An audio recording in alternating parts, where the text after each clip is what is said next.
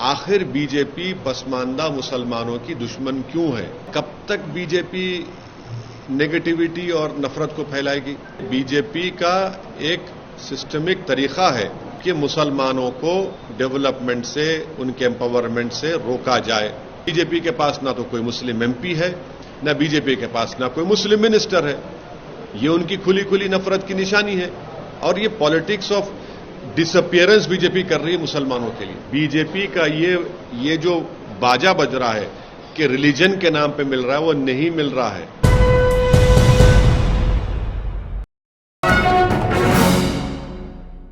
जब बीजेपी की national executive committee की मीटिंग हैदराबाद में हुई थी तो आप तमाम मीडिया के जिम्मेदारों ने एक न्यूज़ को कैरी किया था कि भारत के वजीर आजम ने बीजेपी के लोगों से कहा कि पसमानदा मुसलमानों की बात करो।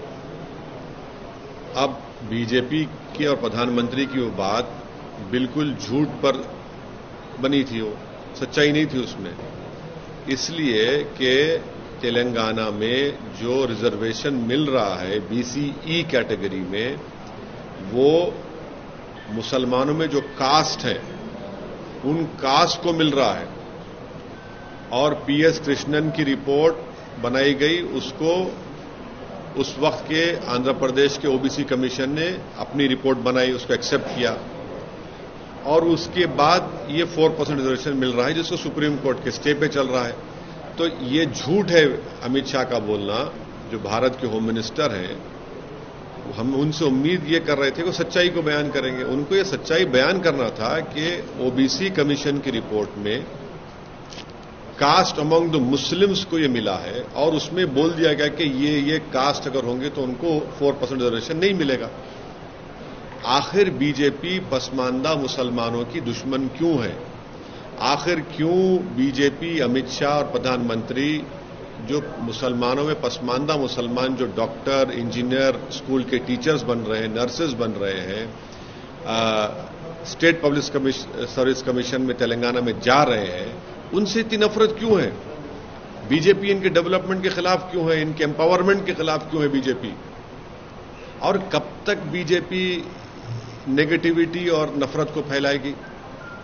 आप क्यों भारत के जो मुसलमानों में जो कास्ट हैं, जिनको संविधान के आर्टिकल 15 और 16 के तहत जिनकी सोशल एजुकेशनल बैकवर्डनेस का एक एम्पिरिकल डेटा है, कृष्णन की रिपोर्ट है, ओबीसी कमीशन रिपोर्ट है, फिर उसके बाद सुधीर कमेटी की रिपोर्ट है, फिर तेलंगाना की ओबीसी कमेटी ने उस सुधीर कमेटी रिपोर्ट को लेकर देखा और एक्सेप्ट किया कि यस, मुसलमानों के सोशल एजुकेशनल बैकवर्डनेस का एक एम्पिरिकल डेटा है।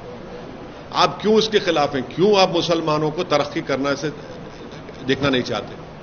भाई, अगर एक मुसलमान में जो बैकवर्ड क्लासेस हैं या कास्ट हैं, अगर उनके बच्चे डॉक्टर, इंजीनियर बन रहे हैं, स्टेट पब्लिक कमीशन में डीवाईएसपी पुलिस ऑफिसर बन रहे हैं, आरडीओ बन रहे हैं, तहसीलदार बन रहे हैं, टीचर बन रहे हैं, नर्सेज बन रहे हैं, कांस्टेबल में रिक्रूटमेंट हो रहा है, तो आपको इतनी तकलीफ क्यों हो रही है? आप क्यों मुसलमानों को मार्जिनलाइज करना चाहते? क्यों मुसलमानों को एलिनेट करना चाहते? और भारत के होम मिनिस्टर से और भारत के प्रधानमंत्री से हम पूछना चाह रहे हैं कि तेलंगाना की असेंबली में एक रेजोल्यूशन पास हुआ था जिसमें यह कहा गया था कि तेलंगाना के शेड्यूल्ड ट्राइब का रिजर्वेशन 6% से 9% कर दिया जाए।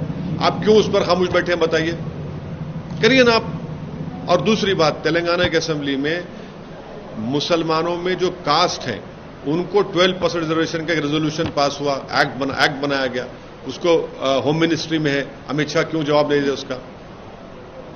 और आपने कर्नाटका में निकाल दिया, सुप्रीम कोर्ट ने क्या कहा अभी तक वो नहीं जानती क्या बीजेपी?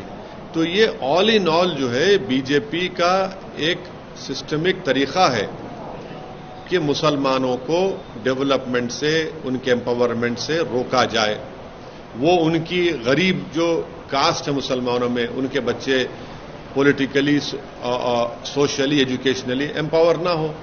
इसीलिए तो बीजेपी के पास ना तो कोई मुस्लिम एमपी है, ना बीजेपी के पास ना कोई मुस्लिम मिनिस्टर है। ये उनकी खुली खुली नफरत की निशानी है और ये पॉलिटिक्स ऑफ डिसअपियरेंस बीजेपी कर रही है मुसलमानों के लिए। कर्नाटका की आप मिसाल दे रहे हैं, कर्नाटका में वो जो इंटरिम रिपोर्ट के ऊपर आप कास्ट को निकाल सकते हैं क्या? रिजर्वेशन नहीं निकाल सकते, कंप्लीटली अनकॉन्स्टिट्यूशनल, इलीगल है। अच्छा, वो इंटरिम रिपोर्ट पब्लिक डोमेन में भी नहीं है, आप दीजिए पब्लिक डोमेन रिपोर्ट लिखे कर्नाटका की। तेलंगाना में तो ये है, फैक्चुअल पोजीशन ये है जो भारत के होम मिनिस्टर सच्चाई को नहीं बयान किए। कल एक और बात भी बोले होम मिनिस्टर की केसीआर की जो कार है, बीआरएस की कार है, वो ओवैसी के स्टीयरिंग से ओवैसी उसकी स्टीयरिंग कराते हैं। बीजेपी की जो गाड़ी चल रही है ना, वो देश में आरएसएस के तरफ से चल रही है। बीजेपी की जो सत्ता चल रही है, जहां पर उनकी सत्ता है, वहां पर एनकाउंटर के नाम पर कत्ल कर दिया जाता है। जो लोग उनकी पुलिस कस्टडी में होते हैं उनकी मौत हो जाती है। जिसका जाति घर होता है उनके घर को बुलडोजर से तोड़ दिया जाता है। गोश्त के नाम पर मारा जाता है, बल्कि गोश्त के नाम पर जुनैद और नसीर को जिंदा जला दिया जाता है। देश में आज बेरोजगारी नौजवानों का मुकद्दर बन गया। आज हम सबसे ज्यादा हमारे पास पूरे विश्व में अगर नौजवान बेरोजगार हैं तो भारत में है। चीन हमारी जमीन पर कब्जा करके बैठ चुका है। पाकिस्तान से आतंकवादी आकर हमारे देश के सिपाहियों को मार रहे हैं। ये इस पर बात नहीं करती अमित शाह, इस पर बीजेपी बात नहीं करती। मगर मुद्दा क्या है? मुसलमान से खतरा है, मुसलमान को हम डेवलपमेंट होने नहीं देंगे। ये उनकी पॉलिटिक्स है। तेलंगाना, मैं फिर से आपके समझाने के लिए और आपके सुनने वालों के समझने के लिए कह रहा हूं कि तेलंगाना में रिलीजन के ऊपर नंबर 1 रिजर्वेशन नहीं मिल रहा है। मुसलमानों में जो बैकवर्ड कास्ट हैं उनको मिल रहा है, जिसमें बता दिया गया कि ये कास्ट को रिजर्वेशन मिलेगा, इनको नहीं मिलेगा। तीसरा, किस बुनियाद पर मिल रहा है? कृष्णन साहब ने, लेट कृष्णन साहब जो सोशियोलॉजी के एक माहिर हैं, जो मंडल की रिपोर्ट में बनाने में उनका रिपोर्ट था, उन्होंने रिपोर्ट बनाई और उस वक्त के आंध्र प्रदेश के ओबीसी कमीशन ने अपनी रिपोर्ट बनाई, उस पर 4% मिला। फिर सुप्रीम कोर्ट ने उस पर स्टे दिया। तो बीजेपी का ये जो बाजा बज रहा है कि रिलीजन के नाम पे मिल रहा है, वो नहीं मिल रहा है। मुसलमानों में जो कास्ट है उनके सोशल एजुकेशनल बैकवर्डनेस का एक एम्पिरिकल डेटा की रिपोर्ट है, नंबर 1। नंबर 2, तेलंगाना बनने के बाद तेलंगाना की गवर्नमेंट ने सुधीर कमेटी बनाया।